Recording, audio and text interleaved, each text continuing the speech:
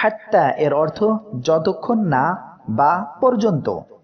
সালামুন হিয়া হাত্তা মাতলাইল ফজর এর অর্থ ফজর বা ভোরবেলা পর্যন্ত প্রশান্তিময়। হাত্তা এর অর্থ হলো এখানে পর্যন্ত। হাত্তা এর অর্থ যতক্ষণ না পর্যন্ত। ইন এর অর্থ যদি। ইন এর অর্থ যদি। ইনশাআল্লাহ আল্লাহ সুবহানাহু ওয়া তাআলা যদি চান। ইন এর অর্থ যদি। ইন এর অর্থ যদি। ইন্না এর অর্থ নিশ্চয়। ইন্না এর অর্থ নিশ্চয়।